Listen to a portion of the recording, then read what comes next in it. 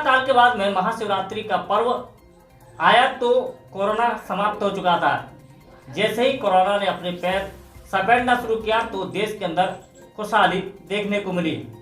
महाशिवरात्रि के पर्व पर शिव भक्तों ने जहां पर जोर शोर के साथ में कांवड़ यात्रा प्रारंभ की तो वहीं पर शिवालय पर भी अच्छी खासी भीड़ दिखाई देने लगी। लोगों ने शिवालय पर पहुंच करके महाशिवरात्रि के पर्व पर भगवान शिव की पूजा अर्चना करके आराधना की तो वहीं पर उन्होंने लोगों को बधाई भी दी। इस दौरान मीडिया से जानकारी देते हुए मनकामेश्वर मंदिर शिवरात्रि भगवान शंकर का वह स्वरूप है जिस पर फाल्गुन कृष्ण पक्ष चतुर्दशी पर भगवान शिव का प्राकट्य हुआ था। जब ब्रह्मा और विष्णु जी का आपस में इस बात पर निर्णय पर कि भाई कौन बड़ा है युद्ध हुआ तो उस परस्पर युद्ध में स्थिति ये आ गई कि ब्रह्मा जी महाराज ने ब्रह्मास्त्र और नारायण ने जो है नारायण अस्त्र का प्रयोग करने के लिए तैयार हो गए, तत्पर हो गए, उद्यत हो गए। तो उस समय पर उनके बीच में एक शिवलिंग की उत्पत्ति हो गई और उस शिवलिंग की उत्पत्ति जब हुई तो वो इतना विशाल था कि उसका और छोर का पता नहीं था, ना आदि का पता था ना जो है अंत का पता था। तो उस समय पर दोनों में निर्णय ये हुआ भगवान ब्रह्मा जी महाराज और नारायण में कि जो कोई भी इसका आदि या अंत का प्राप्ति कर लेगा तो वही बड़ा माना जाएगा। तो ब्रह्मा जी महाराज हंसा अवतार लेकर के और भगवान नारायण जो है वारा अवतार लेकर के आकाश और पाताल की ओर चले। तो जब वे चले तो ब्रह्मा जी महाराज ने ऊपर से केतकी के पुष्प को आते हुए देखा। तो जब वो केतकी के पुष्प को आते हुए देखा तो उन्होंने केतकी के पुष्प से पूछा कि भाई तुम इसके प्रारंभ से आ रहे हो? तो केतकी पुष्प ने कहा प्रभु मैं तो करोड़ों वर्ष हो गए नीचे गिरते हुए, मुझे खुद नहीं पता कि मैं कहाँ से आ रहा हूँ। बोले ठीक है तुम गवाही दे दोगे? बोले हाँ मैं दे दूंगा।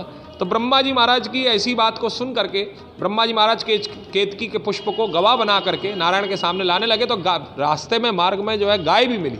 तो गाय को भी उन्होंने कहा कि भाई तुम गवाही दे दोगी? तो गाय माँ ने कहा ठीक है हम भी दे देंगे। तो दोनों को लेकर के आए। तो जब नारायण को ये पता लगा कि ब्रह्मा जी महाराज ने इसका आदि खोज लिया अर्थात इसका प्रारंभ खोज लिया तो उनका पूजा करने के लिए तत्पर हुए। इसी समय शिवलिंग को फोड़ करके भगवान शंकर का एक स्वरूप प्रकट हुआ और वह भगवान ब्रह्मा को मारने के लिए तत्पर हुए। और जिस समय वह प्रकट हुए थे फोड़ करके शिवलिंग को, उस समय फाल्गुन कृष्ण पक्ष शिव चतुर्दशी के रूप में मनाई जाती है। अर्थात निर्गुण निराकार से सगुण साकार की उपासना का पर्याय है, प्रत्यक्ष है ये शिवरात्रि। शिव अर्थात निर्गुण निराकार स्वरूप, शिव शब्द अपने आप में निर्गुण निराकार स्वरूप है। इसीलिए हम लोग शिवलिंग कहते हैं, शंकर लिंग नहीं कहते।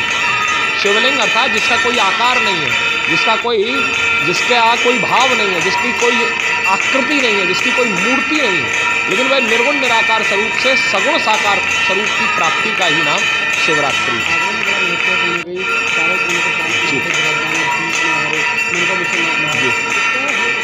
देखिए आगरा भगवान शंकर की वस्तुतः एक शिव नगरी है और इस बात का पता हम केवल इस बात से नहीं लगा सकते कि चार दिशाओं में चार महादेव हैं। ये चार महादेव जो है हमारी चार दिशाओं के बिल्कुल अंतिम छोर पर थे। अब तो खैर आगरा काफी बढ़ गया है लेकिन पहले ये अंतिम छोर होता था।